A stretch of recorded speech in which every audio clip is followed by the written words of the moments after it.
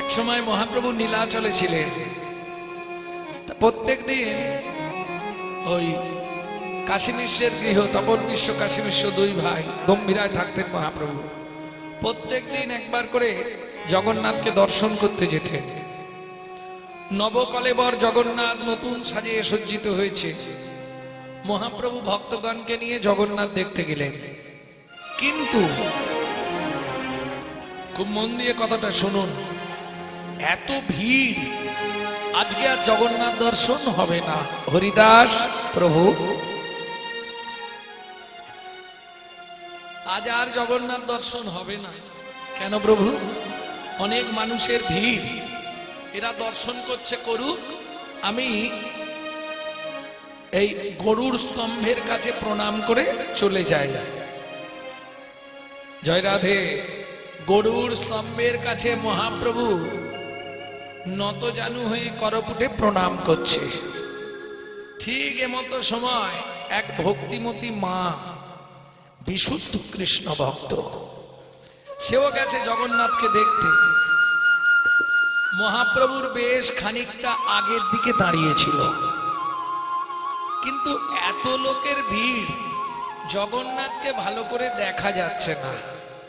তা ভদ্র মহিলা, আমরা কি করি, যখন কোনো ভিড় জায়গায় দাঁড়াই, যদি দেখতে না পাই কি করি, পিছন দিকে পেছোই।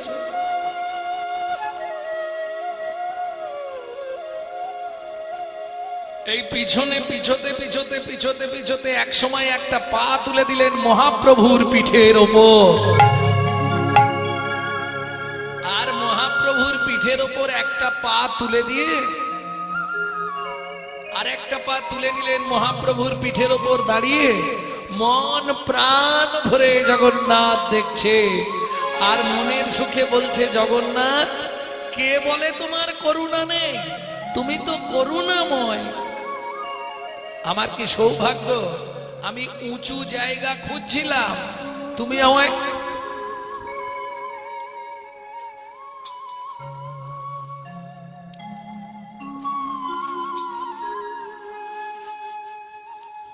আমায় উঁচু জায়গা জোগাড় করে দিয়েছ। মন প্রাণ ভরে ভাবুন, সচল ভগবানের পিঠের ওপর দাঁড়িয়ে রমা দেবী অচল জগন্নাথ দর্শন করছে। মহাপ্রভু কিছু বলছে না, প্রণাম করা হয়ে গেছে। মনে মনে ভাবছে, আমি উঠলে যদি ভক্তের দর্শনে ব্যাঘাত ঘটে, ওইভাবেই পড়ে আছে। আর রমা দেবী একদম মহাপ্রভুর পিঠের ওপর দুই পা তুলে উঁচু জায়গা পেয়েছে, দাঁড়িয়ে মন প্রাণ ভরে জগন্নাথ দেখছে। প্রণাম করে উঠে দাঁড়ালেন হরিদাস ঠাকুর। যেই লক্ষ্য করেছে রমা দেবী মহাপ্রভুর পিঠের ওপর ভদ্র মহিলা দাঁড়িয়ে আছে, চিৎকার করে বলে উঠলো, এই রমণী, এ তুমি কি করেছো? হায় হায় হায়, যে অঙ্গে তুলসী চন্দন দিতে কর কেঁপে যায়, তুমি তার পিঠের ওপর দাঁড়িয়ে জগন্নাথ দেখছো।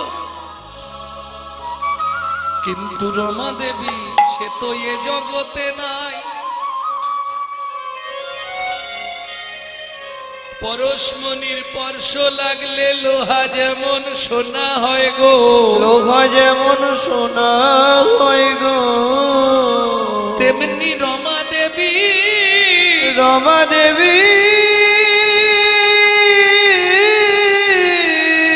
ওই চৈতন্য রূপ পরশমণির স্পর্শ পেয়ে, ওই চৈতন্য রূপ পরশমণির স্পর্শ পেয়ে সে দিক বিদিক জ্ঞান শূন্য হয়ে গেছে। দিক বিদিক জ্ঞান শূন্য হয়েছে।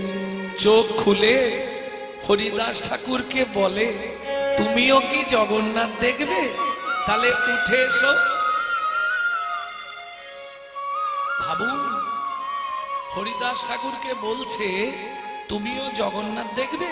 তাহলে উঠে এসো, এই ওপরে উঁচুতে উঠে এসো না, তুমিও দেখতে পাবে। তখনও রমা দেবী জানে না যে তার চরণের তলায় মহাপ্রভু।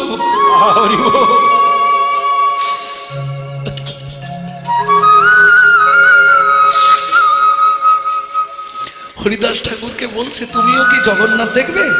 তাহলে উঠে এসো, উঁচু জায়গা আছে।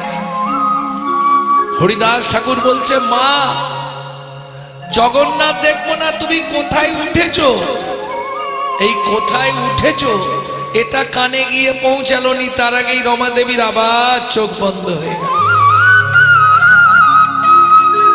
হ্যাঁ গো, জগতের সবাই তো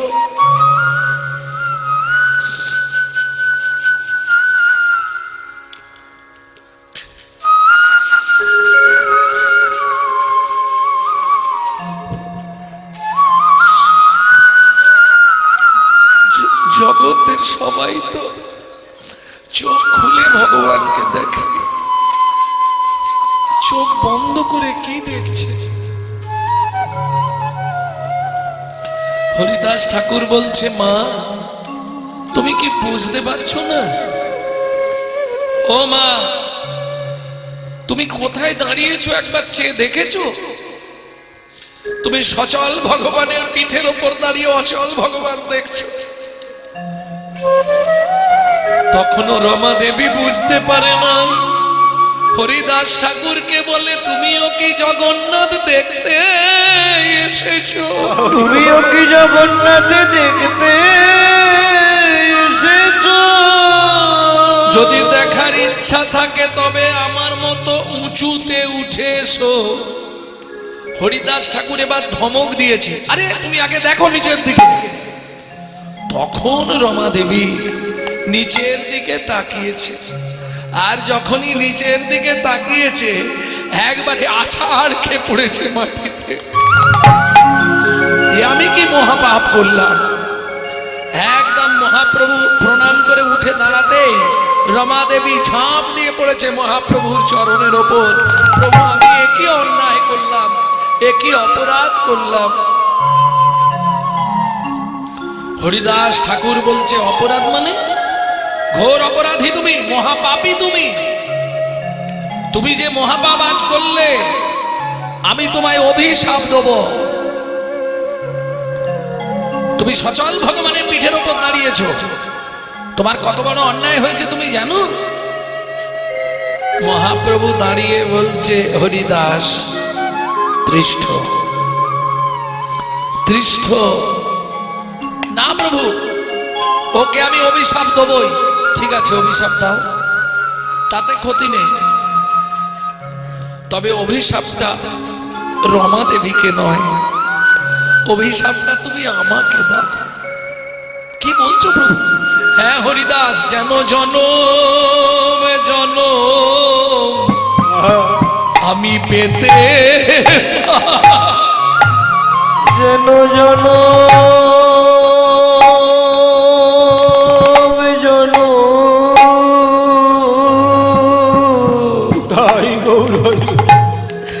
পেতে পারি, জন জন জন পেতে পারি। এমন কৃষ্ণ ভক্তের শরণে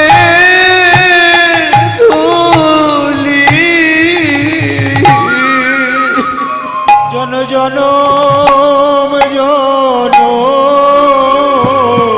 রাধে যেতে পারে। এমন কৃষ্ণ ভক্তের চরণের ধূলি জন জনম জন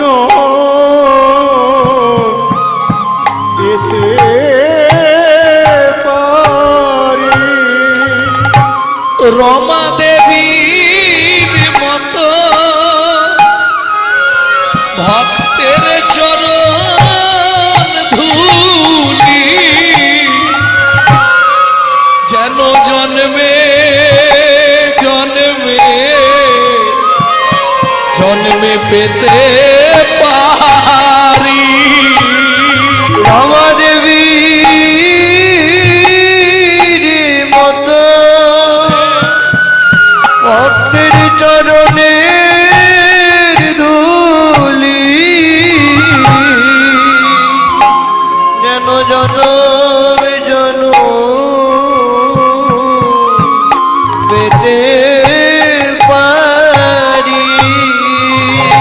ও হরিদাস এই অভিশাপ তাও গো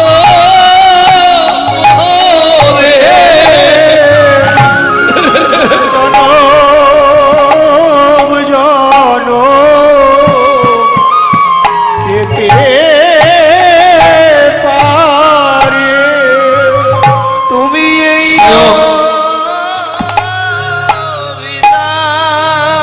স্বয়ং মহাপ্রভু বলছে হরিদাস তুমি অভিশাপ দাও আমাকে, রমা দেবীকে নয় আমাকে অভিশাপ দাও। কি এই রমা দেবীর মতো এমন ভক্ত মায়ের চরণ ধুলি আমি যেন প্রতি জন্মে একবার করি। তাই গৌর হরি বল। ভাবুন স্বয়ং ভগবান তিনি ভক্তের চরণ ধুলি কামনা করছে। হরিদাস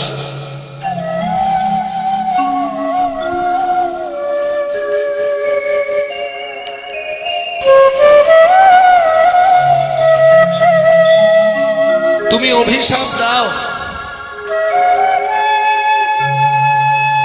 রমা দেবীকে নয় আমাকে। কি বলছো প্রভু? রমা দেবীর মতো ভক্তের চরণ ধুলি যদি প্রতি জন্মে একবার করে পাই বলি জনম আমার ধন্য হবে। এই জনম আমার ধন্য হবে। ভক্ত পদ রজ গায়ে মাগলে জনম আমার ধন্য হবে। এমন মগুর ভক্তে তুলি গায়ে মাতলে বলি জন বাবা ধন্য হবে। ভক্ত চরণ ধুলি অঙ্গে মাগিলে ওগো কৃষ্ণ ভক্তি উদয় হবে। ভক্তের চরণ ধুলি গায়ে মাগলে ভক্তির উদয় হবে। ভক্তের ধুলি গায়ে মাগলে ভক্তির উদয় হবে। যেন জনম ভক্ত চরণ পাই গো।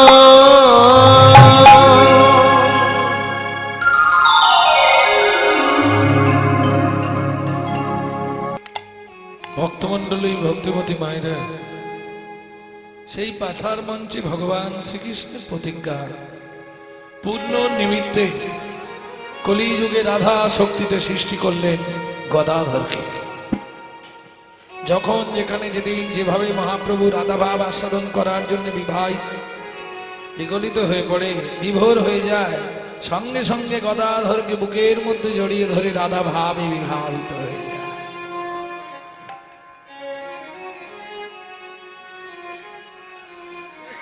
তাহলে অলসে অবশ্য অঙ্গ গোরা নটরায় কি কহব সেনা শোভা কহনি না যায়।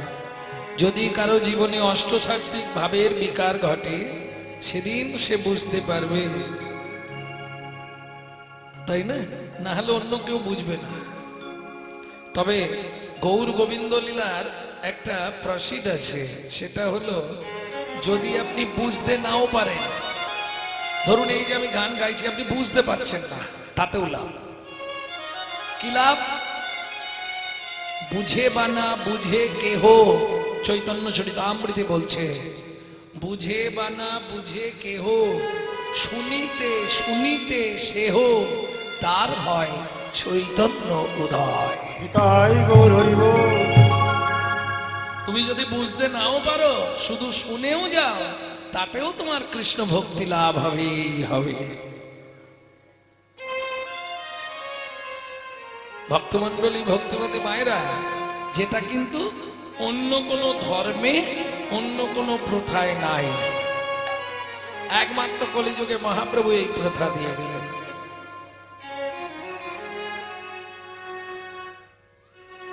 চরম বাবা অষ্টসাত্ত্বিক ভাবের বিকার।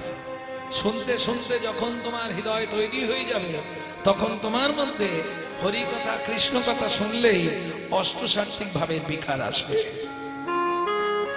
অষ্টসাত্ত্বিক ভাব কাকে বলে? অশ্রু কম্প পুলকাদি, ভাব ভূষা নিরবধি, নাচে গায়ে উন্মত্ত হইয়া। বুঝলেন না? না ভেঙে বলি, কীর্তন শুনছি, একভাবে নয়ন বাড়ি পরিসর হয়ে যাচ্ছে। এই অষ্টসাত্ত্বিক ভাবের এক নম্বর প্রধান অঙ্গ হলো নয়ন বাড়ি পরিসর। তুমি কীর্তন শুনে কোনো লাভ হবে না যদি ভেতরে অনুরাগ না জন্মায়, যদি তোমার নয়ন থেকে দু ফোঁটা পারি না বরিষিত হয়, তাহলে তোমার কীর্তন শোনা বৃথা হয়ে গেল। নিতাই গৌর হরি বল, হরি বল।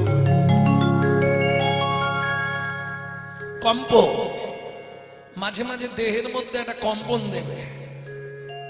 পুলক, নিজে নিজে আনন্দ উপভোগ করবো, হ্যাঁ, চোখ বন্ধ করে নিজেই আনন্দ সাগরে ডুবে যাবো। জড়জাগতিক কেউ বুঝবে না, তারা ভাববে মনে হয় পাগল। ও তার নিজেই চোখ বন্ধ করে নিজেই হাসছে। কেন? ভেতর দিয়ে জ্ঞান নয়ন দিয়ে, গুরুদেব যে জ্ঞানঞ্জন ছলাকা দিয়ে নয়ন এঁকে দেয়, ওই জ্ঞান নয়ন দিয়ে সে চোখ বন্ধ করলেই রাধা গোবিন্দের সমস্ত লীলা দর্শন করতে পারে। নিতাই গৌর হরি বল। ভাবো, ভাব একভাবে তাকিয়ে বসে। চোখের পলক পড়ছে না, তার মানে কি? দেহ এখানে আছে, মন এখানে নাই। মন চলে গেছে গোবিন্দ চরণে। তাহলে অশ্রু কম্প পুলক ভাব ভূষা। দেখবেন এক একজন মহিলা আছে সুন্দর করে সেজেছে। এক ব্রজমাকে আমি জিজ্ঞেস করছি, ব্রজমা, তোমার তো বয়স দেখে মনে হচ্ছে 50 বছর। বলে হ্যাঁ তা হবে। তুমি এত সেজেছো কেন? একদম গয়না গাটি পরে সুন্দর করে সেজে যাচ্ছে গোবিন্দ মন্দিরে। মদন মোহনজির মন্দিরটা সব থেকে উঁচু, তো টিলাটা অনেক উঁচু, তা উঠছে সিঁড়ি দিয়ে। আর বানরগুলো তো খুব দুষ্টু, ওরা চশমা চোখে দেখলে আগে সবার আগে খুলে নেবে। কেন? তুমি ভগবানকে দেখতে এসছো চশমা পরে, খোলো। ও নিয়ে পালিয়ে যাবে, গিয়ে ভেঙে দেবে। তারপরে জমা, তুমি এত সেজেছো কেন? ব্রজমা বলছে, আমি যাচ্ছি গোবিন্দকে দেখতে, তাই না? সকলের থেকে আমি একটু আলাদা না হলে গেলে গোবিন্দর আমার দিকে লক্ষ্য পড়বে কি করে? আমি তো অন্য কারোর জন্য সাজিনি, আমি সাজি আমার প্রাণ বল্লভের জন্য। একে বলে ভূষণ। ভক্ত কি দিয়ে সাজবে?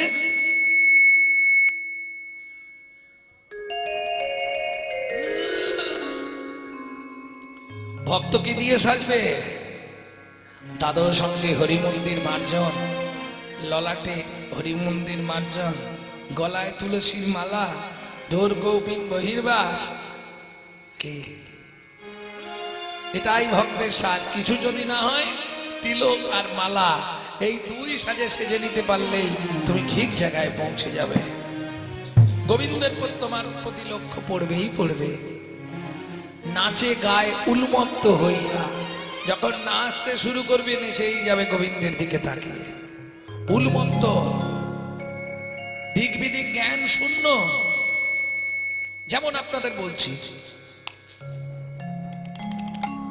রায় রামানন্দকে মহাপ্রভু প্রশ্ন করছে, আচ্ছা রাই, চৈতন্য চরিতামৃতে মধ্যলীলার ৮ম পরিচ্ছেদে রায় রামানন্দকে মহাপ্রভু প্রশ্ন করছে, বলো তো রাই, বিদ্যা তো অনেক রকমের, সঙ্গীত বিদ্যা, যোগ বিদ্যা, বহু রকমের বিদ্যা আছে। গীত বিদ্যা, বাজনা একটা বিদ্যা, ব্যায়াম করা একটা বিদ্যা, বহু বিদ্যা আছে। তার মধ্যে কোন বিদ্যা সবার উপরে? প্রভু কহে কোন বিদ্যা? বিদ্যা মধ্যে সার। রায় রামানন্দ বলছে প্রভু কৃষ্ণ প্রেম বিনা জীবের বিদ্যা নাহিয়া। তাই গৌর হরি বল। আচ্ছা রাই বলো তো, কীর্তিগণ মধ্যে জীবের কোন বড় কীর্তি দেখেছিস? লোকটা বিরাট বড় কলেজ দান করেছে, দেখেছিস গোবিন্দ মন্দিরের জন্য লোকটা কত জায়গা দান করেছে, এগুলো কীর্তি এক একটা। বলো না রাই, কীর্তিগণ মধ্যে জীবের কোন বড় কীর্তি? রায় রামানন্দ বলছে প্রভু এ জগতে কৃষ্ণ ভক্ত বলে যার জগতে হয় খ্যাতি।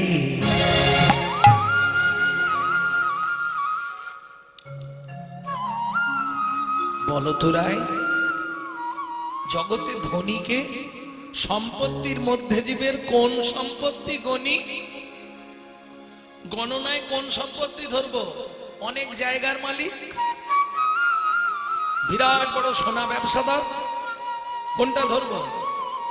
অনেক টাকা আছে, কোন সম্পত্তি গণি? রায় রামানন্দ একভাবে প্রভুর চরণের দিকে। হরি বল। কি দেখছো রাই? নিচে কি দেখছো? প্রভু এই জগতে ধনী কে, এই তো জানতে চাইছো? সেই হলো ধনী প্রভু। কে? ওগো রাধা কৃষ্ণে প্রেম যা সেই বড় ধনী। রাধা কৃষ্ণে প্রেম যা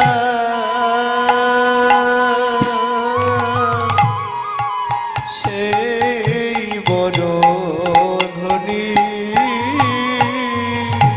অমনি মহাপ্রভু রায় রামানন্দকে বুকে জড়িয়ে ধরলো, আর জড়িয়ে ধরে কাঁদতে কাঁদতে বলে বলো বলো রায় কৃষ্ণ কোথায়? তুমি বলো বলো রায় কৃষ্ণ কথা। মহাপ্রভু প্রশ্ন করছে রায় কৃষ্ণ কোথায়? রায় রামানন্দ বলছে প্রভু কৃষ্ণ কোথায়? কে উত্তর দেবে?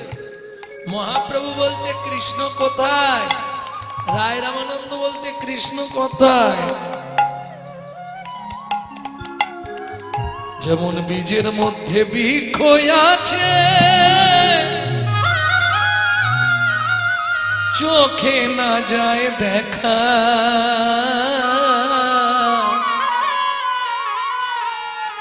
নামের মধ্যে নামি আছে, চূড়া ধরা বাঁকা, চূড়া ধরা বাঁকা। মহাপ্রভু যতবার বলছে কৃষ্ণ কোথায়, ততবার রায় রামানন্দ বলছে কৃষ্ণ কোথায়? কোথায়? রায় রামানন্দ বলছে কোথায়? কৃষ্ণ কথাতেই তো কৃষ্ণ। নাম নামি ভেদ নাই, শাস্ত্রের প্রমাণ, তবু নাম নামি হতে অধিকতর মান। প্রেম সে বলো চৈতন্য মহাপ্রভু কি জয়। নিতাই গৌর হরি বল। তাহলে রাই কলির জীব উদ্ধার হবে কি করে? রায় রামানন্দ দেখছে একটু বাজিয়ে নি প্রভু কি বলে। বর্ণাশ্রম চরাবাতা পুরুষেন পরমমান। বর্ণাশ্রমচারীরে চারটে বর্ণ তো, ব্রাহ্মণ, ক্ষত্রিয়, বৈশ্য, শূদ্র। এরা যদি চারজনের মতো কর্ম করে তাহলেই তাদের উদ্ধার হয়ে যাবে। হবে? ব্রাহ্মণের কর্ম কি? পূজা। পূজা করলেই উদ্ধার হয়ে যাবে? হবে কি?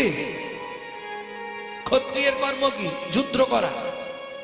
বৈশ্যের কর্ম ব্যবসা করা। শূদ্রের কর্ম এই তিন জাতের সেবা করা। তা এই কাজ করলেই সে উদ্ধার হয়ে যাবে? প্রভু কহে এহ বাহ্য আগে কহ আর, রায় কহে জ্ঞান মিশা ভক্তি সাধ্য সার। জ্ঞান মিশ্রিত ভক্তি, যেমন দেখবেন একটু পরেই নগর পরিক্রমায় যাবে না, সব মাটিতে গড়াগড়ি খায় না? আপনাদের এখানে খায় না? মাটির মধ্যে গড়াগড়ি খায়। এখন আমারও মাঝে মাঝে ইচ্ছা হয় জানেন, যে আমি একটু গড়াগড়ি খাবো, কিন্তু আবার পরক্ষণে ভাবি পাঞ্জাবিটা নোংরা হয়ে যাবে, বাবা দরকার। বোঝা গেল না? এটা জ্ঞান মিশ্রিত ভক্তি। ভক্তি আছে কিন্তু জ্ঞান মিশ্রিত। কারণ প্রথম যখন দমদম বিমানবন্দরে নেমেছিলেন স্বামী জয় পতাকা গোস্বামী মহারাজ, বর্তমান ইসকনের যিনি প্রেসিডেন্ট, প্রথম যখন নামলেন 7 ফুট লম্বা আর দুধে আলতা সাদা চেহারা, তো অ্যাংলো তো ওরা। তা ওই প্রকাণ্ড শরীর, খালি পা, হাঁটু পর্যন্ত একটা বহির্বাস আর একটা পাতলা ওড়না গায়ে, নেবে বিমানবন্দরের মাটিতে পা দেবার আগে লম্বা হয়ে শুয়ে পড়লেন। তাই এরা দেখছে ঘামাক্ত কলেবর, মাটির মধ্যে এরকম করে শুয়ে পড়লো, ইস গায়ে মাটি টাটি লেগে যাচ্ছে। সবাই গোল করে ঘিরে দাঁড়িয়েছে, জিজ্ঞেস করছে আচ্ছা বাবাজি আপনি মাটিতে শুয়ে পড়লেন কেন? বাবাজি বলছে তোমরা কি এই বাংলার মানুষ? হ্যাঁ, তা তোমরা জানো না কেন আমি শুয়ে পড়লাম? ওগো, আজ থেকে 500 বছর আগে মহাপ্রভু দিক বিদেশে, দেশ বিদেশে, গ্রামে পাড়ায় পাড়ায় হরিনাম বিতরণ করেছে। এখনো চৈতন্য মহাপ্রভুর চরণের ধুলি এই বাংলার ধুলোকণার সঙ্গে মিশে আছে।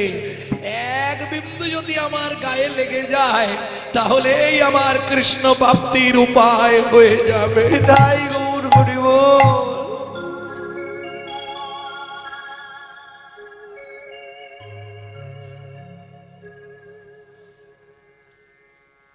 জ্ঞান মিশ্রিত ভক্তি থাকলে আপনি পৌঁছাতে পারবেন না। কেন? পণ্ডিত জ্ঞানী কারা? যারা পণ্ডিত। শাস্ত্র বলছে পণ্ডিত যে জনা আজন্ম সে কানা, সারা জীবন শাস্ত্র ঘেঁটে মরে, শাস্ত্রের মর্ম কিচ্ছু বোঝে না। পাণ্ডিত্য ত্যাগ করতে হবে। কিরকম? মহাপ্রভু যখন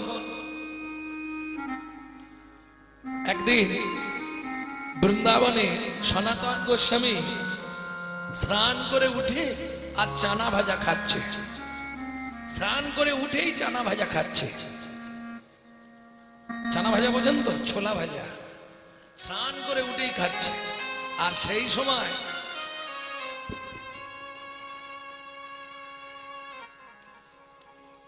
দিগ্বিজয়ী পণ্ডিত ঘাটে এসে দাঁড়িয়েছে।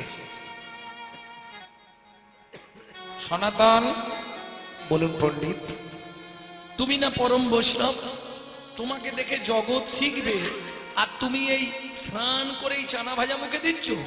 জপ তপ আন্নিক তপস্যা কিচ্ছু নেই তোমার? তোমাকে দেখে জগৎ এইটাই শিখবে তো? সনাতন গোস্বামী বলছে পণ্ডিত চিদানন্দং মুদা ভাতি। পণ্ডিত বলছে আমি বুঝলাম না। কেন? আপনি পণ্ডিত বুঝবেন না? একটু ভেঙে বলো তো সনাতন, তুমি কি বলছো? পণ্ডিত আমার অসুজ হয়ে গেছে। অসুজ চলাকালীন তো জপ তপ আন্নিক করতে নাই। পণ্ডিত আগ্রহ করে জানতে চাইলেন তোমার কি অসুজ হয়েছে? সনাতন গোস্বামী মনের কথা মনে রেখে মুখে বললেন পণ্ডিত একসঙ্গে দুটো অসুজ হয়েছে। কিরকম? সদ্ভক্তি দুহিতা যাতা মায়া ভার্যা মিতা ধনা অসুচং দুয় মা পতি কিং সন্ধামুপাসতে। কয়েকদিন আগে আমার একটা মেয়ে হয়েছে, মেয়ে। আর এই আমার মেয়ের জন্ম দিতে গিয়ে তার মা মানে আমার স্ত্রী মারা গেছে। বোঝা গেল? তাহলে আমার কন্যা জন্মেছে, জন্ম অসুচ, আবার আমার স্ত্রী মরে গেছে, মৃত্যু অসুচ। পণ্ডিত এক দৃষ্টে সনাতন গোস্বামীর দিকে খানিকক্ষণ তাকিয়ে বললে, সনাতন, তুমি আমার সঙ্গে কি বলছো? তুমি কেন পণ্ডিত, বুঝতে পারলে না? পণ্ডিত বলে, সনাতন, আমি তো ভালোভাবে জানি তুমি বিয়েই করোনি। তুমি বিয়েই করনি। তোমার আবার মেয়ে এলো কোথা থেকে, আর তোমার আবার বউ মরল কি করে? তখন সনাতন গোস্বামী মৃদু হেসে বলছে, পণ্ডিত, পাণ্ডিত্যের অহংকার থাকলে আমার কথা বুঝতে পারবেন না। আগে পাণ্ডিত্য ত্যাগ করতে হবে, তবে আমার কথা বুঝতে পারবেন। বেশ সনাতন, তুমি আমায় একটু বুঝিয়ে বলো। ওই যে বললাম, সৎ ভক্তি দুহিতা যাতা, দুহিতা যাতা, মায়া ভার জামিতা ধনা, মায়া ভার জামিতা ধনা, অসুচং দুয় পতি, দুয় মাপতি, কিং সন্ধ্যা মুপাসতে, সন্ধ্যাম পাশতে। ও পণ্ডিত, কদিন আগে আমার ঘরে ভক্তি নামে এক কন্যা জন্মগ্রহণ করেছে। সদ্ভক্তি দুহিতা যাতা, দুহিতা মানে কন্যা, যাতা মানে জন্মেছে। সদ্ভক্তি দুহিতা যাতা, মায়া ভার্যা, আমার যে মায়া নামে স্ত্রী ছিল ও মরে গেছে। অসুচং দুয় মাপতি, তাহলে দুটো অসুচ। কিং সন্ধ্যা মুপাসতে, যার মায়া চলে গেছে, যার কন্যা ভক্তি নামে কন্যা জন্মে গেছে, তার অসুচ হয় না? সে তাহলে জপ তবান্নিক করবে কি করে? তখন পণ্ডিত সনাতন গোস্বামীর চরণে আছাড় খেয়ে পড়ল। সনাতন, সত্যি আমি পাণ্ডিত্যের অহংকারে কৃষ্ণ ভুলে গেছি, কৃষ্ণ ভক্তি আমার মধ্যে নাই।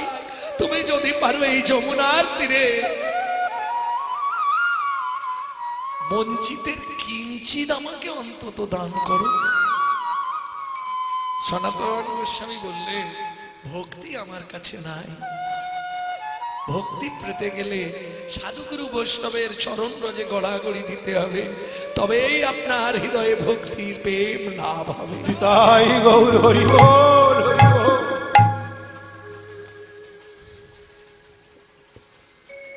স্বয়ং ভগবান শ্রীকৃষ্ণের পিতা, কত বলবো, ভগবান শ্রীকৃষ্ণের পিতা তিনি জানতেন না ভক্তি কি করে পাওয়া যায়। বাবু, নন্দ মহারাজ ঘরের কাছে দাঁড়িয়ে দেখছে একটা কালো রঙের ঘোড়া ছুটতে ছুটতে এলো। কোথা থেকে এলো কে জানে। ওমা, যেখানে কৃষ্ণ একটু আগে গোষ্ঠে যাওয়ার জন্য সকাদের নিয়ে সাজছিল, ঠিক সেই জায়গাটায় ঘোড়াটা এসে গড়াগড়ি খেলো। আর সেই কালো রঙের ঘোড়াটা সঙ্গে সঙ্গে সাদা ধপধপে হয়ে গেল। নন্দ মহারাজ অশ্বকে ডেকে প্রশ্ন করলেন, অশ্ব, ওখানে গড়াগড়ি দিলে কেন? বললে, তুমি বুঝলে না, একটু আগে ভগবান লীলা বিহার করেছে, ভগবানের চরণধুলি পড়ে আছে ব্রজের মাটিতে, ওখানে গড়াগড়ি দিলাম। এই ঘোড়া জন্ম পেয়েছি, জীবনে তো মানুষ হতে পারবো না, গড়াগড়ি দিলাম যাতে আমার এই পশু জন্মেও কৃষ্ণ ভক্তির উদয় হয়। তাই গৌর হরি বল।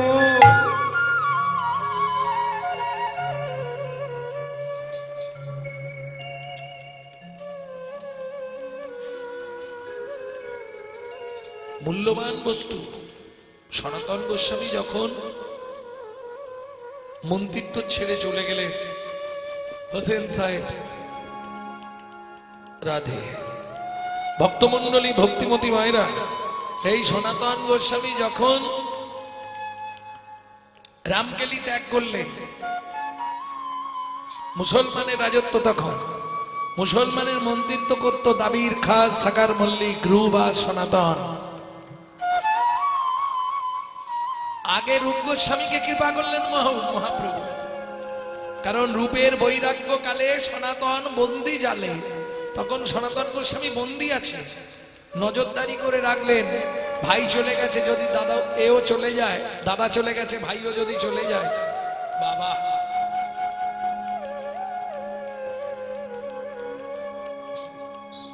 তা আগে থেকেই সনাতন গোস্বামীর কাছে একটা পরশমণি ছিল। পরশমণি, পরশমণি বোঝেন তো?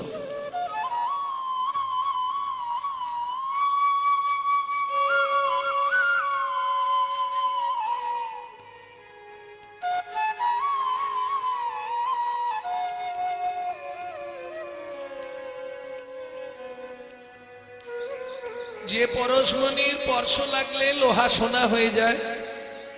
বৃন্দাবনে যমুনার তীরে পাতার কুঠির রচনা করে সনাতন গোস্বামী যখন ভজনে বসলেন, ওই যমুনার ধারে গর্ত খুলে পরশমণিটা পুঁতে দিলেন। পরশমণি পুঁতে দিয়ে ভজন করছে। কেন? আমার কাছে পরশমণি থাকলে আমার হৃদয়ে অহংকার জাগবে, আমি লোহায় ঠেকিয়ে সোনা করতে পারবো। এই অহংকার যদি মনে জাগে তাহলে আর ভজন হবে না। পরশমণিটা যমুনার তীরে পুঁতে দিয়ে সনাতন গোস্বামী ভজন করছে। জীবন গোস্বামী নামে কাশীর বারাণসীর এক ব্রাহ্মণ, 5টা মেয়ে, খুব গরিব মানুষ। এই 5টা মেয়ের বিয়ের জন্য ব্যবস্থা করতে পারছে না। পাত্র আছে কিন্তু অর্থ নাই, কি করবে? রাজা বিশ্বেশ্বরের মন্দিরে, কাশীতে বিশ্বনাথ মন্দির, ওই বিশ্বনাথ মন্দিরে জীবন গোসাই হত্যা দিলেন যে হে বিশ্বনাথ, তুমি কিছু একটা ব্যবস্থা করে দাও।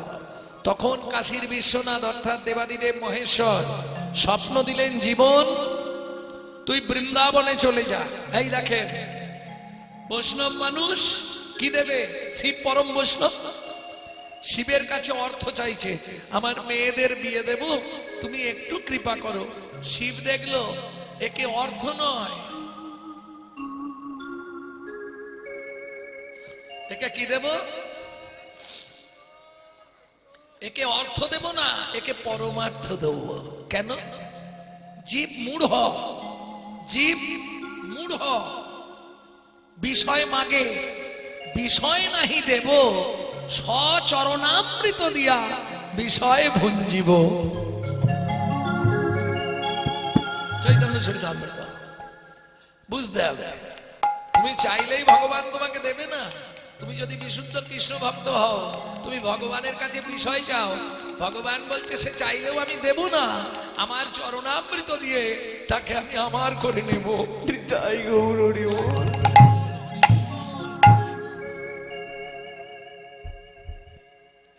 জীবন গোসাই এসে বৃন্দাবনে সনাতন গোস্বামী পাতার কুটিরের সামনে হাত জোড় করে বসেছে, একদম ষষ্ঠাঙ্গে দণ্ডবত দিয়েছে।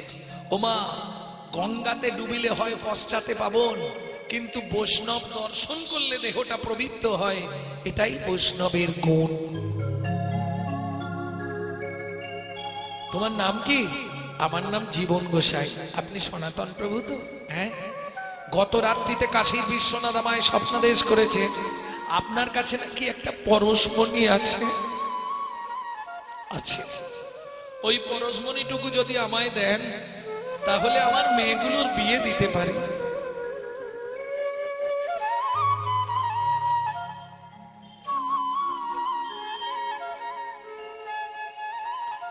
সনাতন গোস্বামী কেঁদে উঠল, জীবন, ও জীবন, তুই আবার আমায় মনে করে দিলি?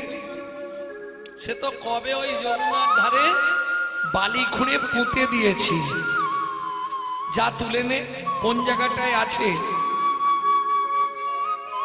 সনাতন গোস্বামী গিয়ে দেখিয়ে দিলেন, এই জায়গায় পোঁতা আছে পরশমণি। জীবন গোসাই বালি খুললেন, জল জল করছে উজ্জ্বল পরশমণি।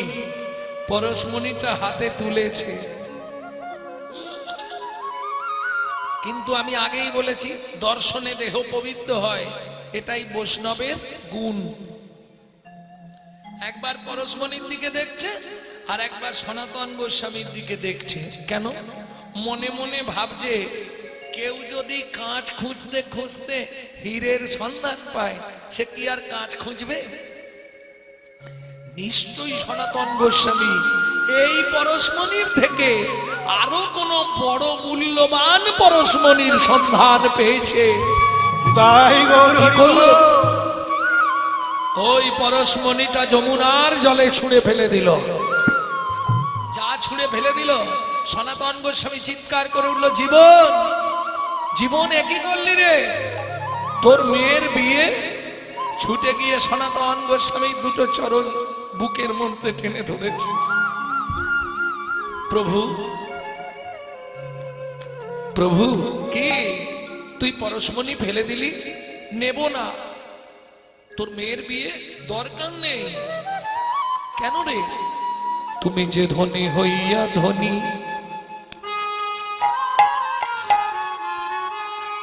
পরশমণি রে মানো নাই মনি, পরশমণি রে মানো নাই মনি, তার কিঞ্চি তার কিঞ্চি দেহ তো আমারে, দেহ তো আমারে। তুমি যে ধনের ধনী হয়ে পরশমণিকে তুচ্ছ জ্ঞান করেছো, সেই ধন আমায় কিঞ্চিত দাও। ও জীবন, ঠিক আছে, তোর কৃষ্ণ ভক্তি হবে, যা চলে যা। জীবন চরণ ধরে কাঁদে আর বলে, আমি আর ফিরে ফিরে যাব না গো, আমি আর ফিরে ফিরে যাব না গো। একবার ব্রজে এসে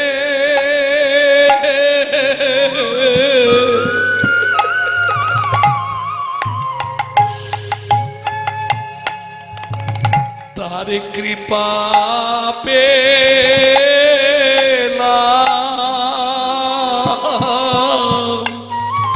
আমি আজ ফিরে ফিরে যাব না গো। আমি ব্রজে এসে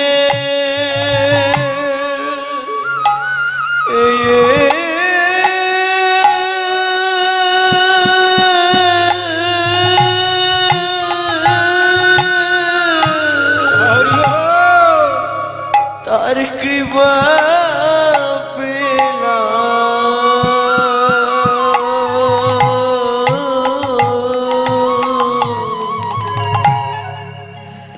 আমি আর ফিরে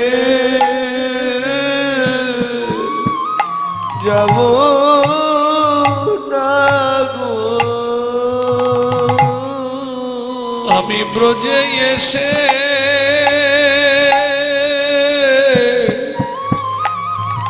কৃপা পেলাম, আমি আর তো ফিরে যাব না গো। আমি ব্রজে এসে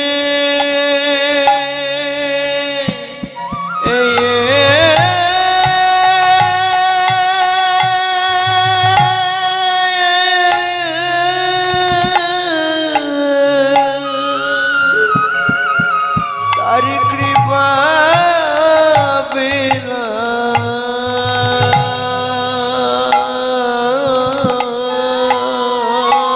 গৌর হরি বল। আমি আর ফিরে যাব না গো। আমায় কৃষ্ণ ভক্তি দান করো, আমি আর ফিরে যাব না গো। ওগো বৈষ্ণব আমায়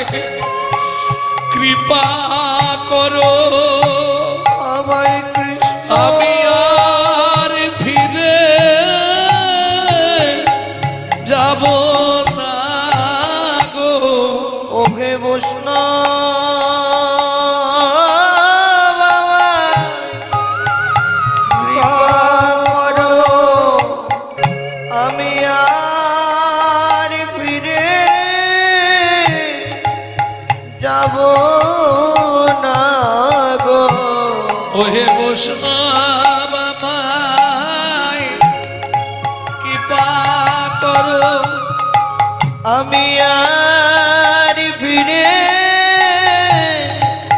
যাব না গো। আমি এই মিনতি জানাইলাম, আমি আর ফিরে যাব না গো।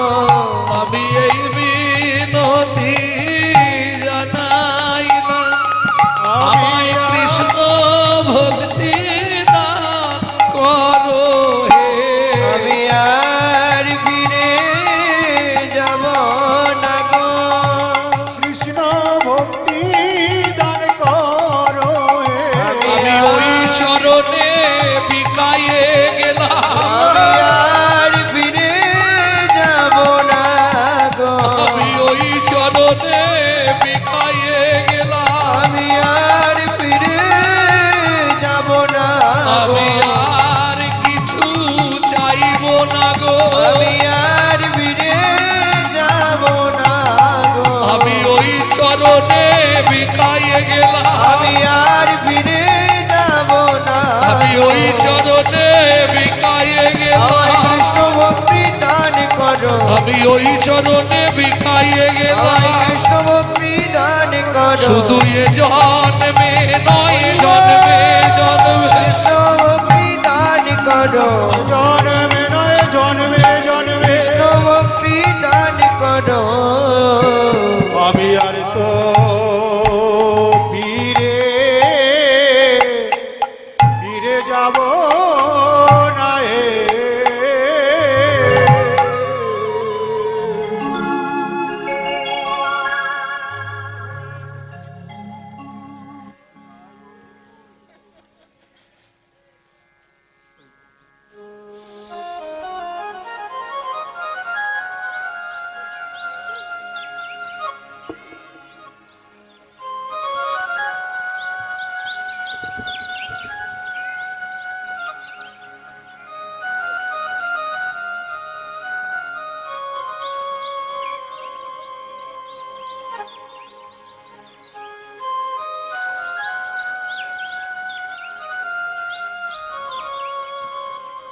সেদিন থেকে জীবন ব্রজের মাটিতেই রয়ে গেল।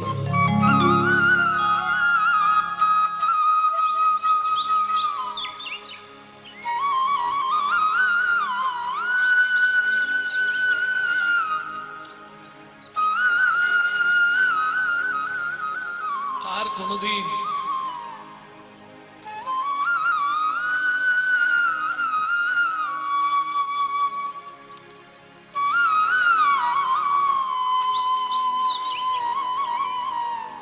তাহলে পরশমণির পার্শ্ব লাগলে লোহা সোনা হয়, সে অন্য কোনো লোহাকে সোনা করতে পারে না। কিন্তু আমার গৌরাঙ্গের গুণকীর্তন যারা শ্রবণ করে, যারা কীর্তন করে, তারা এক একটা রত্ন তৈরি হয়ে যায়, এবং তাদের সঙ্গ যারা করে তারাও রত্ন তৈরি হয়নি। তাই গৌর হরি বল। হরি বল, হরি বল।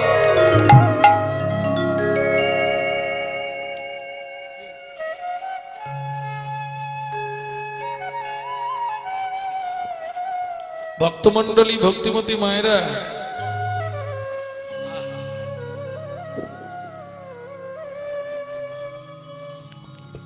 তাহলে জ্ঞান শূন্য ভক্তি, জ্ঞান মিশ্রা ভক্তি। রায় রামানন্দকে মহাপ্রভু বলছে, রায় শুনলাম কিন্তু ঠিক মনোপ্রত হলো না। প্রভু কহে এও বাজ্য আগে কহবা, প্রভু কহে বাজ আগে করো রায় কহে জ্ঞান শূন্য ভক্তি সাধ্য সার। রায় কহে ভক্তি ভক্তি সাধ্য তাহলে এতক্ষণ শুনলাম জ্ঞান মিশ্রিত ভক্তি, এবার আসছে জ্ঞান শূন্য ভক্তি। জ্ঞান শূন্য ভক্তিটা কিরকম? এক সময় মহাপ্রভু এই জ্ঞান শূন্য ভক্তির নিপুণতা দেখলে নিজেকে ধরে রাখা খুব মুশকিল। জ্ঞান যখন শূন্য হয়ে যাবে নিজেকে আর রাখতে পারবেন না। কিরকম?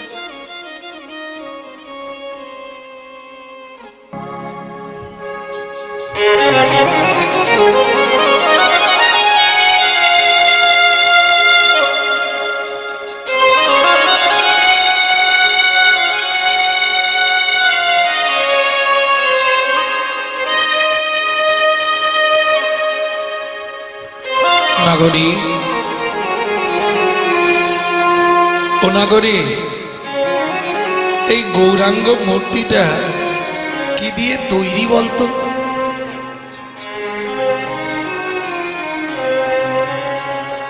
দেখে কি মনে হয় ওটা কিসের মূর্তি?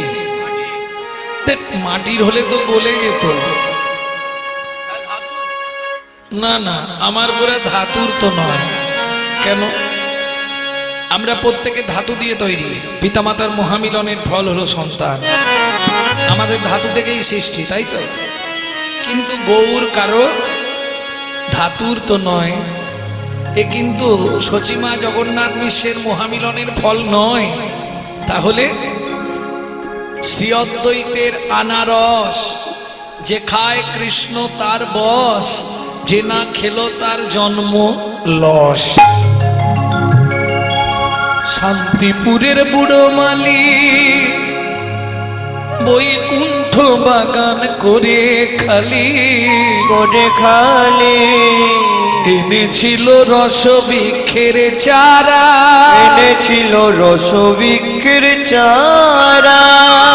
নিতাই মালিরে পাইয়া, মালিরে পাইয়া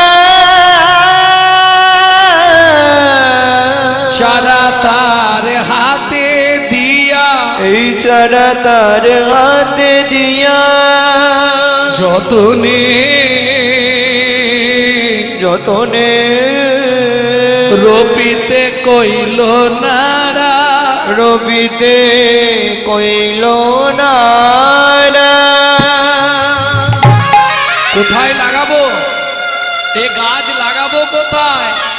নদিয়া উত্তম স্থান, নদিয়ায় উত্তম স্থান, তাহাতে করিয়া উদ্যান, তাহাতে করিয়া উদ্যান। এই চারা করো রোপ, এই চারা করো রোপ।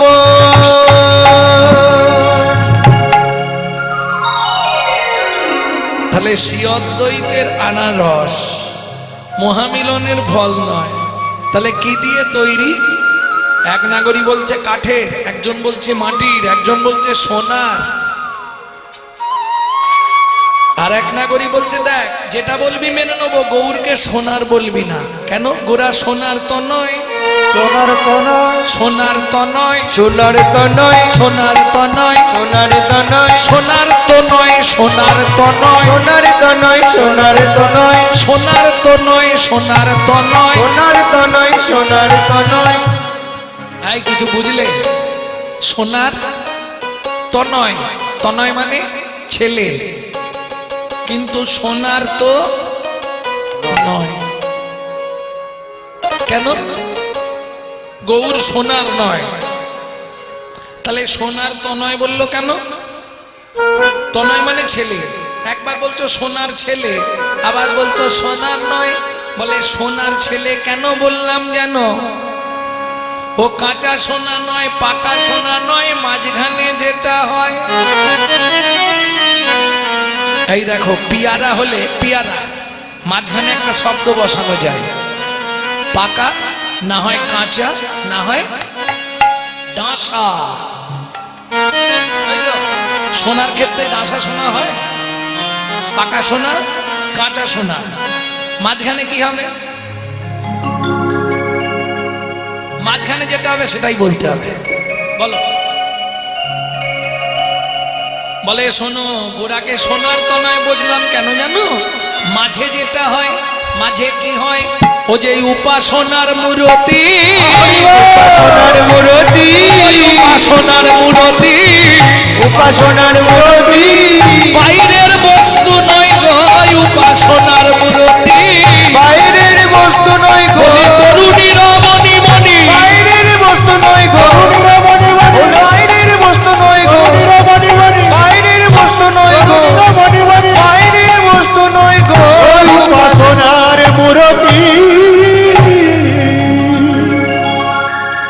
রাধে।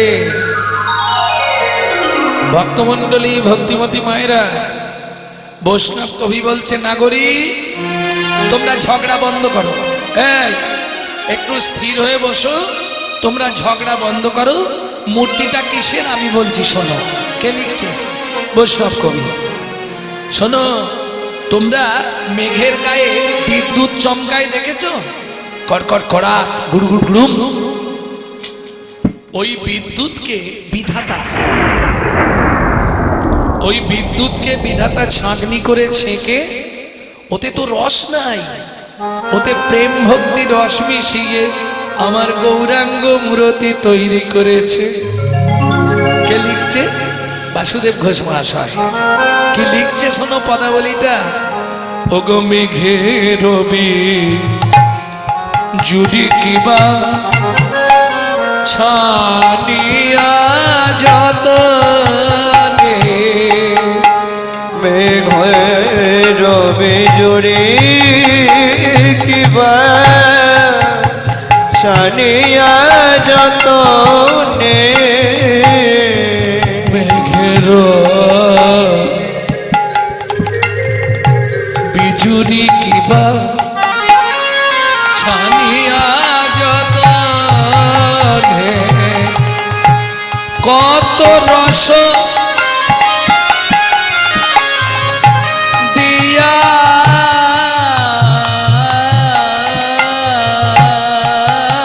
বিধি, কত রস দিয়া বিধি, কত রস দিয়া বিধি, কইল নিরমানো, মেঘের জুড়ি কিবা ছানিয়া যতনে, মেঘের বিজুড়ি কিবা ছানিয়া যতনে। এই নাগরী কোন বিধাতা বানালো রে, কোন বিধাতা জানালো নে, কোন বিধাতা বানালো রে, কোন বিধাতা বানালো নে, সে তো ভালো করে চেয়ে দেখে নাই, কোন বিধাতা বানালো রে। তুই ভালো করে চেয়ে দেখে না, ওরে দেখলে পরে জগতে দিত নাই, ভালো করে চেয়ে দেখে না, দেখলে পরে জগতে দিত নাই, ভালো করে চেয়ে দেখে না, কোন বিধাতা বানালো রে। এই নাগরী কি বললি? বিধাতা বানিয়েছে? নাগরী ঠিকঠাক করে কথা বল। শোন, বিধি করলো পৃথিবী সৃজন, বিধি করলো স্থাবর জঙ্গম কৃমিকীট সৃজন, বিধি করে পশু পক্ষী কীট পতঙ্গ তৃণ গুল্মলতা সৃজন। কিন্তু আমার বিধাতা, বিধাতাকে কে সৃজন করে জানিস? শোন বলি, ওটা বিধির গড়া নয় রে, ওটা বিধির গড়া নয় রে, ওটা বিধির গড়া নয় রে। ওটা বিধির গড়া নয় রে। কেন? শোন, শোন আমি বলি, বলি বিধির বিধি গৌর নিধি, ওটা বিধির গড়া নয় রে। যে বিধির বিধি গৌর নিধি, বলি বিধাতাকে গড়লো যিনি, ওটা বিধির গৌর নিধি, বিধাতাকে গড়লো যিনি, বিধির বিধি গৌর নিধি, ওটা বিধির গড়া নয় রে। মেঘেরও বিজুরি কিবা ছানিয়া যতনে, কত রস দিয়া বিধি কইল নিরমানে। কইল নিরমানে। এই না করি, অনেক বেলা হয়ে গেল না, দেখে দে। ওঠো ওঠো গোরাচা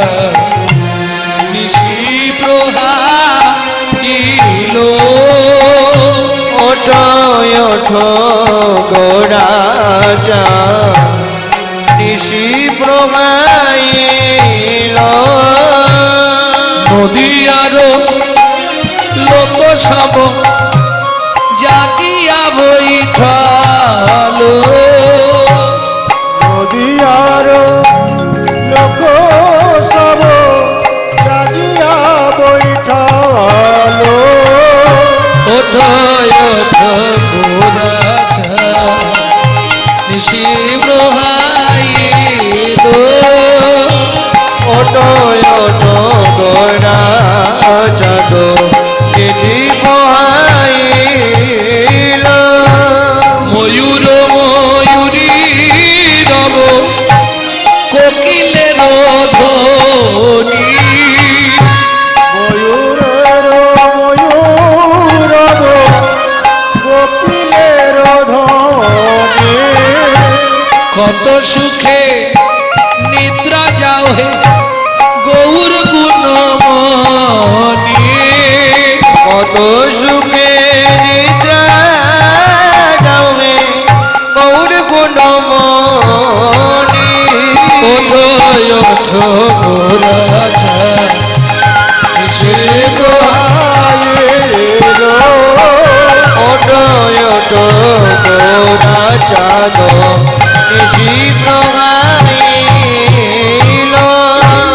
অরুণ উদয় ভেল কমল প্রকাশ অরুণোদয় ভেল কমল প্রকাশ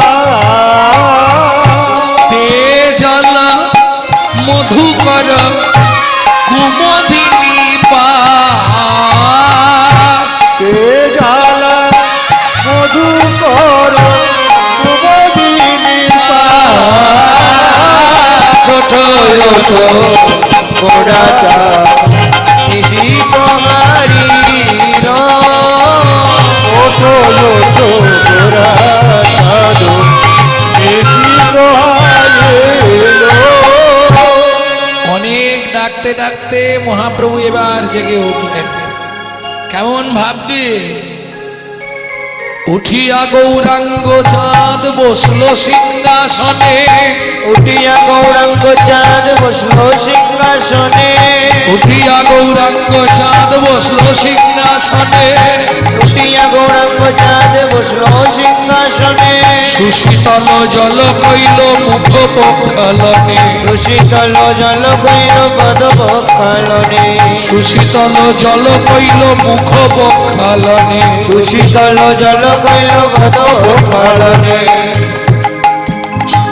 শীতল জল কইল মুখ পক্ষালনে,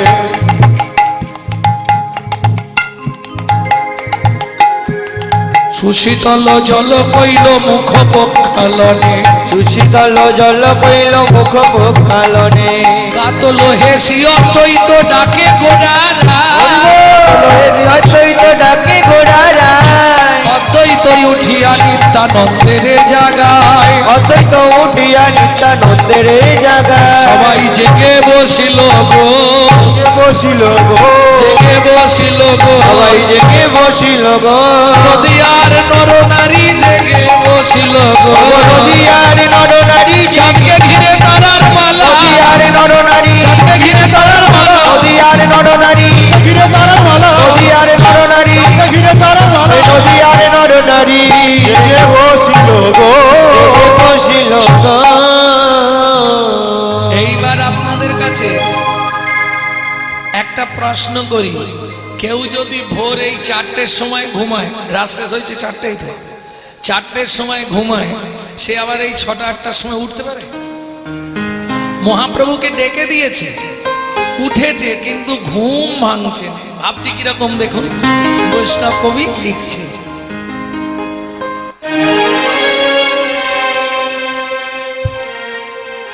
যেমন দেখবেন আমি যখন ওই 15-20 দিন পরে বাড়ি ঢুকি, তো এখন অনেকদিন পরে বাড়ি গেলে পাড়ার কিছু বয়স্ক মানুষ আছে, মানে ধরুন 70-80 বয়স, ওরা একবার করে আমার সঙ্গে দেখা করতে আসে। কি ব্যাপার? একবার শুধু মুখটা দেখবো, দেখে চলে যাবো। তখন মা ওই সকালবেলায় 7টা-8টার সময় ডেকে দেবে, হয়তো ভোর 5টায় শুয়েছি, 8টার সময় মা ডাকছে, একবার ওর না, এই পাড়ার সব জ্যাঠামশাইরা এসছে, একবার তোর সঙ্গে দেখা করবে। তো ডাকে উঠি, উঠে বিছানাতেই বসবো, কিন্তু আবার একটা বালিশ টালিশ ঠেক পেলেই ব্যাস।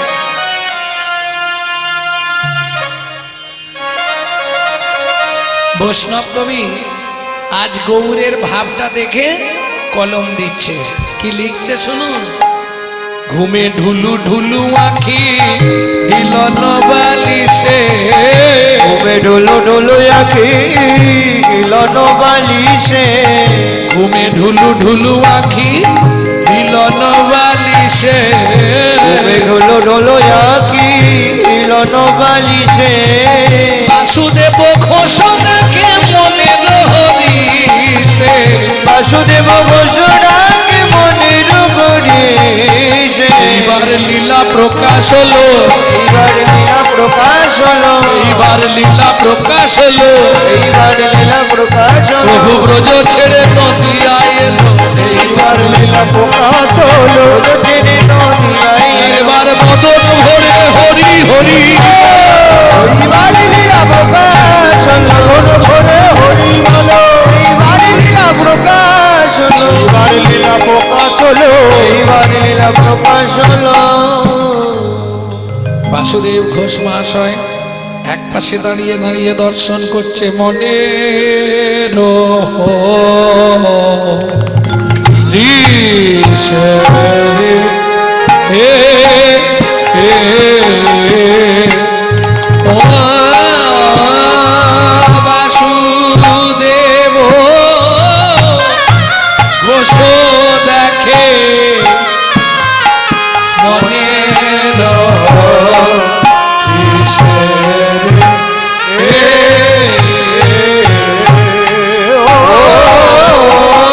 বাসুদেব ঘোষ দেখে মনের হরিষে রে।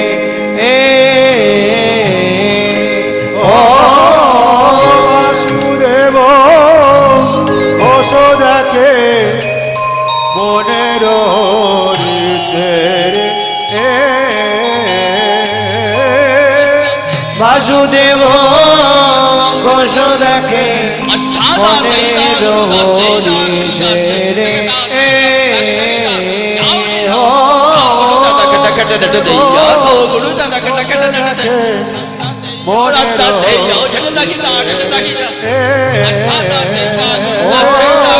বাসুদেব ঘোষ দেখে মনের হরিষে রে।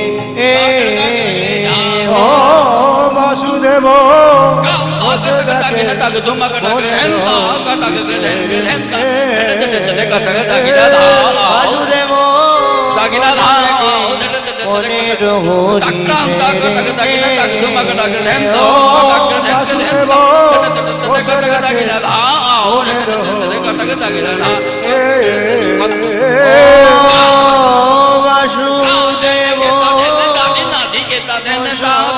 বাসুদেব দাদি নাতি কে তাতে নাতি কে তাতে গাতা ঝাক গাতা দাদি দাদি কে ও বাসুদেব ঘোষ দেখে মনের বাসুদেব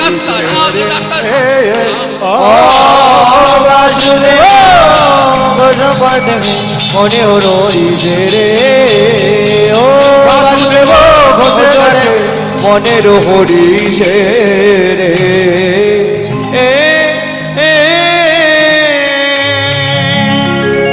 শ্রী গুরু প্রেমানন্দ হৃদয় হরি বল হরি বল হরি বল। শ্রীকৃষ্ণের যতে কলীলা, শ্রী কৃষ্ণের যতে কলীলা, সর্বত্র মনের লীলা, সর্বোত্তম নরলীলা। নর বাবু তাহারি সরু, নর বাবু তাহারি সরু। গোপ বেশবেনুক গোপ বেশবেনু নব কৈশোর নটবর নব কৈশোর নটবর নরলীলা নরলীলা হয় অনুরূপ হয় অনুরূপ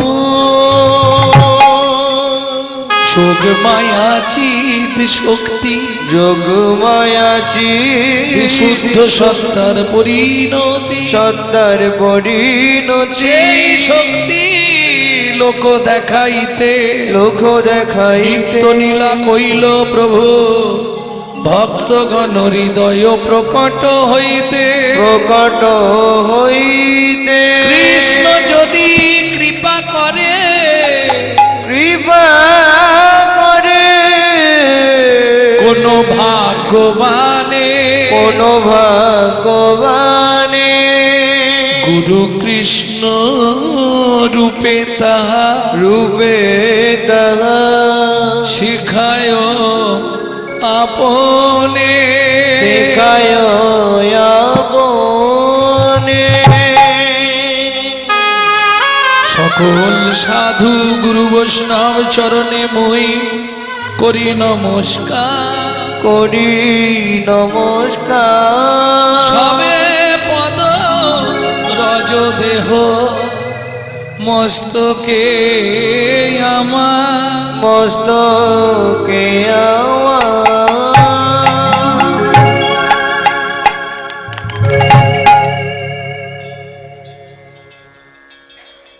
এতক্ষণ তত্ত্বরসামৃত জ্ঞান সিন্ধু নীরে অবগাহন করলাম গৌরচন্দ্রিকার মাধ্যমে। এইবার চলুন রাধা মাধবকে জাগিয়ে দিই।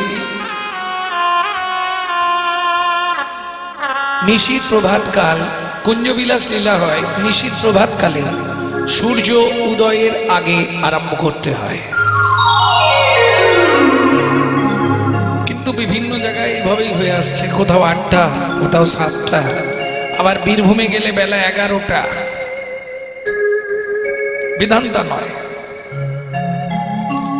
বিধান কেন তা নয় আপনারা পদাবলী শুনলেই বুঝতে পারবেন। পদাবলীগুলো যখন শুনবেন তখন বুঝে নেবেন কুঞ্জভঙ্গ গানটা কখন হয়। কাউকে বলতে হবে না, আপনি নিজেই বুঝতে পেরে যাবেন। নিশীর প্রভাতকাল পূর্ণমাসী যোগমায়া এলেন নিকুঞ্জ মন্দিরে। এসে দেখলেন রাধা মাধব বিভোর হয়ে ঘুমিয়ে আছে। ডাক দিচ্ছে পূর্ণমাসী যোগমায়া,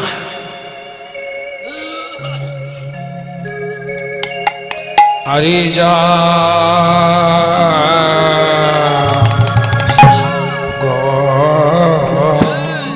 হো বৃষভা ও ভানু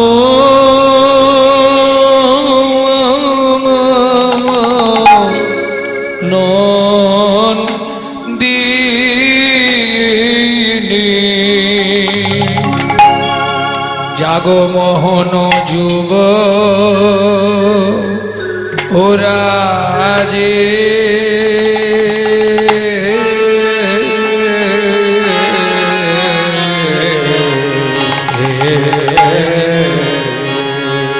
আরে যা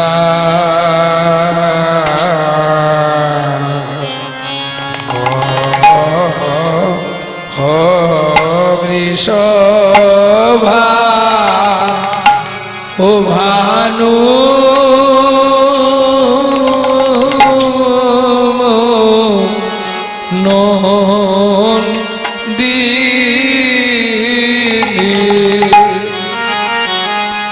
জাগো মোহন যুব রাজে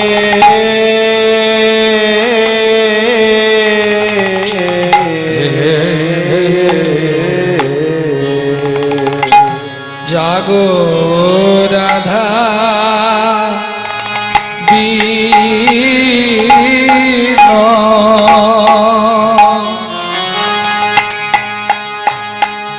বিনোদিনী হে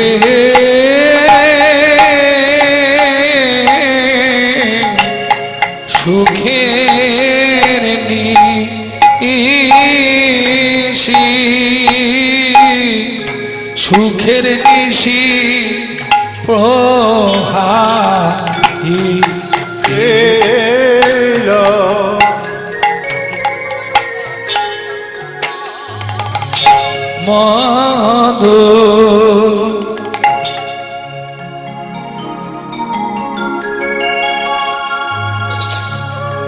পূর্ণমাসী যোগমায়া ডাকছে, জাগো হো বিশ্বভানু নন্দিনী, জেগে ওঠো। বিশ্বভানু নন্দিনী মানে রাধারানী।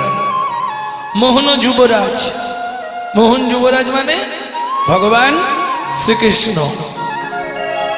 ওঠো তোমরা, ওই তাকিয়ে দেখো কি অকারুণ পুন বালয়রুণ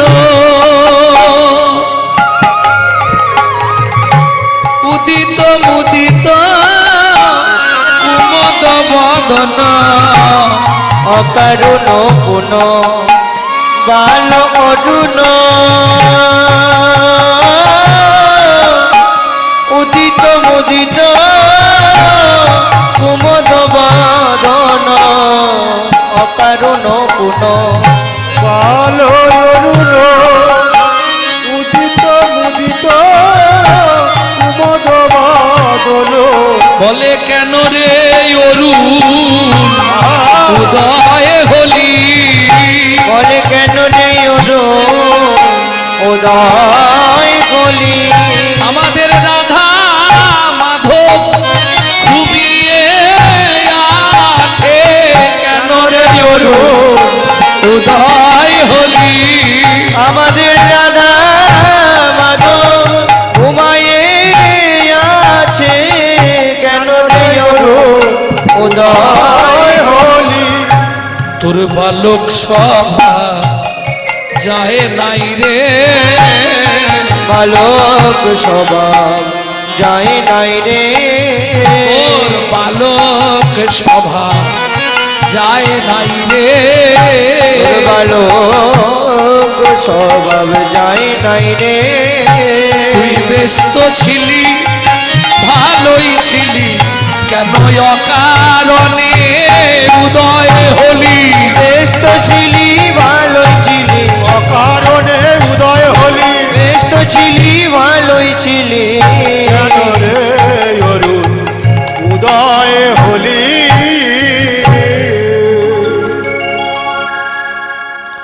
ভক্তমণ্ডলী, ভক্তিমতী মায়েরা, ভক্তমণ্ডলী, ভক্তিমতী মায়েরা, কালকে রাত শুনেছিলেন তো আপনারা? সারা রাত ছিলেন? বাহ! আবার সকালে উঠে বললেন?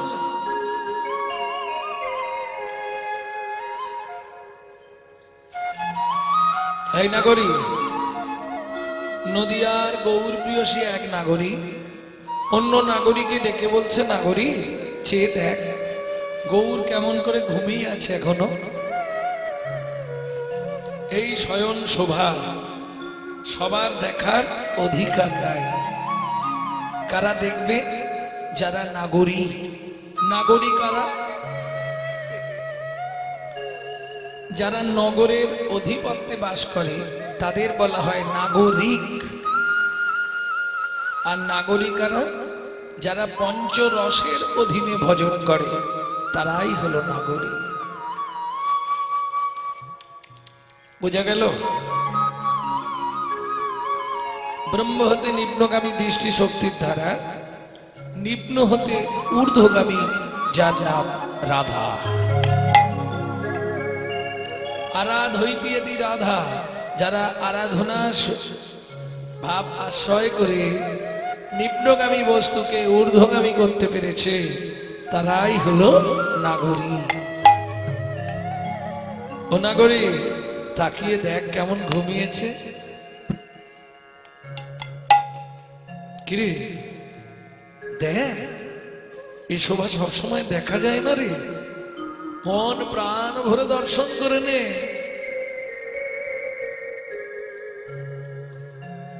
ওগো হলো সে বসয়ঙ্গ অলসে অবসয়ঙ্গ হলো সে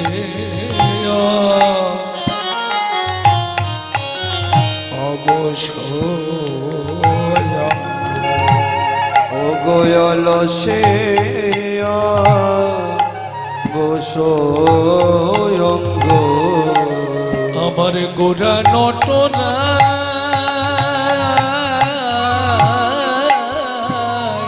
অলসে অবসয়ঙ্গ গোরা নটরায় হলো সে বসয়ঙ্গ আমার গোরা নটরা অলসে অবসয়ঙ্গ আমার গোরা নটরায় বলি কি কহব সে না শোভা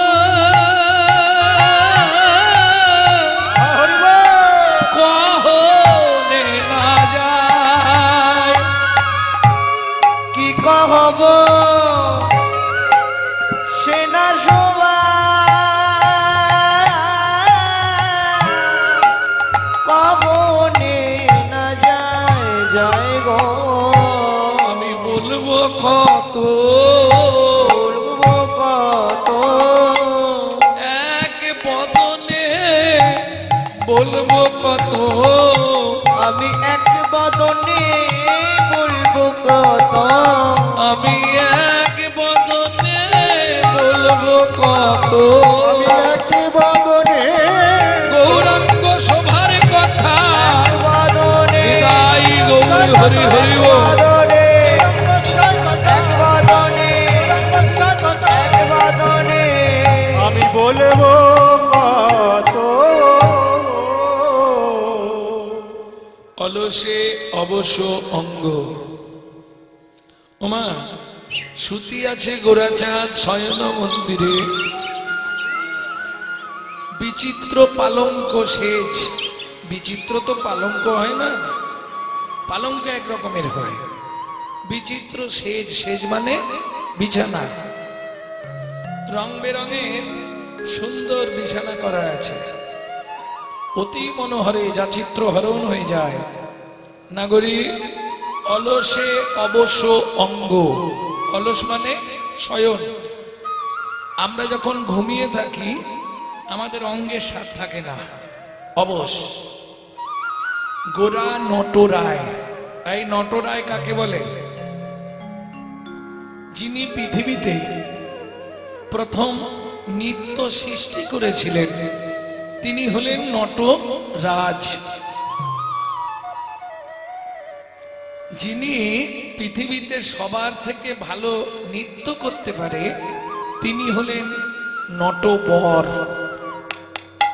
তাহলে পৃথিবীতে যিনি নৃত্য সৃষ্টি করেছিলেন তিনি হলেন নটরাজ তিনি কে দেবাদিদেব মহেশ্বর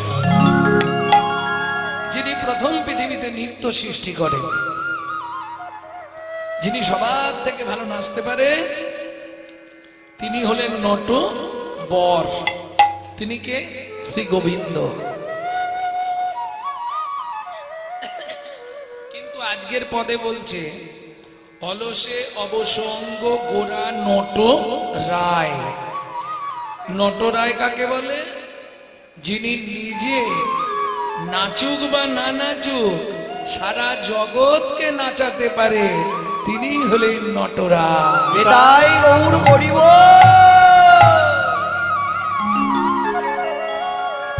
আচ্ছা এত ভক্ত ছিল তবু মহাপ্রভু গদাধরকে বুকের মধ্যে করে নিয়ে ঘুমিয়ে আছে কেন অন্য তো অনেক ভক্ত ছিল কি গো সব থেকে প্রাণের প্রিয় রায় রামানন্দ স্বরূপ দামোদর যারা মহাপ্রভুর ডান হাত বা হাত কি এত ভক্ত থাকতে শ্রীবাস নরহরি কাউকে নিলেন না গদাধরকে বুকের মধ্যে করে নিলেন কেন মহাজন বলছে কেন জানো গদাই রাধা রাধাই গদা গদাই রাধা রাধাই গদা গদাই রাধা রাধাই গদা গদাই রাধা রাধাই গদা তাদের দুই তনু এক তারে বাঁধা গদাই রাধা রাধাই গদা দুই কোনো এক তারে বাধা গদাই রাধা রাধাই গদা এই গদাধর কি করে রাধা হবে? ও মাইরা ভালো করে শুনুন, ব্রজলীলায় একটি লীলা আছে, লীলাটির নাম হচ্ছে পাশা খেলা। পাশা খেলা বলে একটি লীলা আছে। ভগবান বৃন্দাবনে প্রত্যেকদিন পাশা খেলতেন। তা প্রত্যেকদিন ভগবান হেরে যায়, পাশা খেলে আর হেরে যায়। শোনো, আজকে পাশা খেলা বাজি করে হবে, ভালো কথা, কিন্তু একটা শর্ত কি, যে দল হেরে যাবে সেই দলকে পুরস্কার দিতে হবে। কেন? গোবিন্দ জানে আমি কোনোদিন পাশা খেলায় জিততে পারিনি, তাহলে আমি হারবো, পুরস্কারটা আমি পাবো। বৃন্দাবনে শুরু হলো পাশা খেলা। এখন রাধারানীর দিকে সখীরা, গোবিন্দের দিকে কেউ নেই, একা গোবিন্দ। খেলা শুরু হয়েছে, চাল পড়ে গেছে পাশার গুটিতে, সেই সময় সুবল এসছে। কানাই কি সুবল তো ব্যাপারটা জানি না, কৃষ্ণের হাতটা ধরে সুবল চালটা দিয়েছে। আর সুবল এমন জায়গা চাল দিয়ে দিয়েছে, আজকে ভগবান শ্রীকৃষ্ণ জিতে গেছে। যা ভগবান শ্রীকৃষ্ণ জিতেছে, আনন্দের তো সীমা নেই। ভগবান তো ভুলেই গেছে কি বলেছিল, মহানন্দে জিতাং জিতাং জিতাং জিতাং করে চিৎকার করছে। সখীগণ বললে, ও শ্যাম, প্রতিজ্ঞা মনে আছে তো? কি তুমি বলেছিলে যে দল হেরে যাবে সেই দলকে কিন্তু পুরস্কার দেয়া হবে। তা আমাদের রাধারানী হেরেছে, পুরস্কারটা দাও। পুরস্কার কে ছিল? মহামিলন, আলিঙ্গন।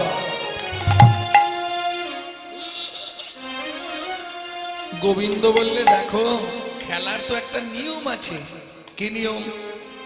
আমি যতই বলি, কিন্তু নিয়ম অনুসারে খেলতে গেলে যে দল জিতবে সেই দল বলে, শোনো শ্যাম, কথার ক্লাব করো না, তুমি আগেই বলেছো যে দল হারবে সেই দল পুরস্কার পাবে, তুমি নিজে বলেছো। আর পুরস্কার যদি না দাও, আমরা গোয়ালা বাড়ির মেয়েটা মাথায় রাখো, আমরা কিন্তু ছাড়বো না তোমায়। কি করবে? দধি দুগ্ধ ঘিত ঘোল বাড়িতে আছে, এসে তোমার মাথায় ঢালবো, ঢেলে তোমার সারা কালো অঙ্গটা সাদা করে দেবো, তোমার মাও তোমায় চিনতে পারবে। হরি বল। সেটা কি ঠিক হবে? তার চেয়ে আগে আমাদের পাওনাটা বুঝিয়ে দাও। এইবার গোবিন্দ রাধারানীকে আলিঙ্গন দিতে যাবে। কেমন? যেই না আলিঙ্গন দিতে যাবে, মাঝখানে এক সখী বসেছিল বিশাখা, উঠে দাঁড়িয়ে বলছে, ও শ্যাম, আসতে, তোমার লোক জ্ঞান নাই? জনসমাজের বুকে তুমি কি করছো? লোকে দেখলে বলবে বাকি, লোকে দেখলে বলবে বাকি, বলি হচ্ছে বাকি, হবেই বাকি, লোকে দেখলে বলবে বাকি, হচ্ছে বাকি, হবে বাকি, লোকে দেখলে বলবে বাকি। ওই যে মহামিলন আলিঙ্গন দিতে গিয়ে বাকি রয়ে গেল। ভগবান শ্রীকৃষ্ণ পাশার মঞ্চে দাঁড়িয়ে প্রতিজ্ঞা করলেন, শোনো রাধে, আমার যে আশা আজ অপূর্ণ রয়ে গেল, আমি তোমার শক্তিতে সৃষ্টি করব নদিয়ায় গদাধরকে। আর যখন যেখানে যেদিন আমার ইচ্ছা হবে, গদাধরকে জড়িয়ে ধরে আমি তোমার ভাবে ভাবে ডুবে যাব। হরি বল। আমি তোমার ভাবে ডুবে যাব। প্রেমময়ী কৃপা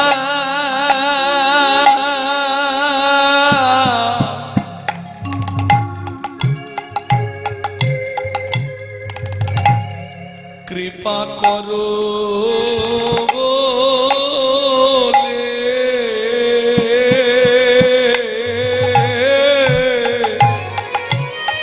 ওরাই সেদিনই তোমার ভাবে ডুবে যাব প্রেমময়ী কৃপা করো বলে তোমার ভাবে ডুবে যাব ওই গদা ধরে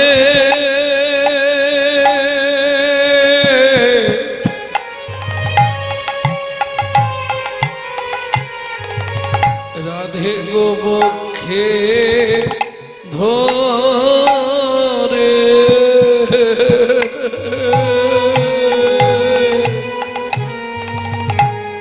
আমি তোমার ভাবে ডুবে যাব ওই গদা ধরে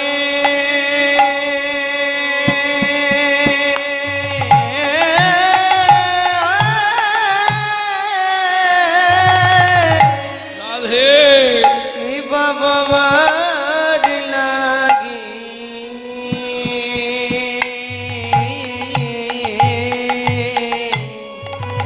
গদা ধরে ভাবে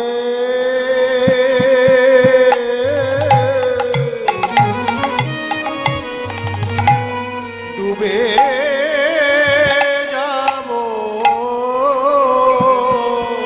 সেদিন একটু কৃপা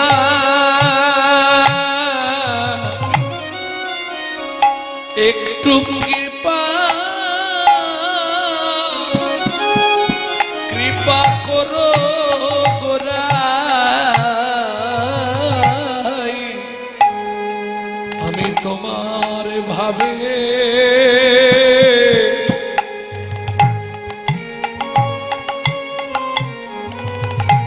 ডুবে যাব সেদিন একটু কৃপা আয়া নিতাই গৌর হরিব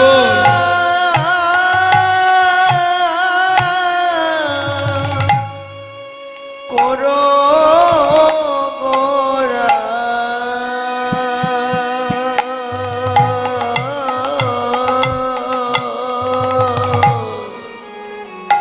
আমি তোমার ভাবে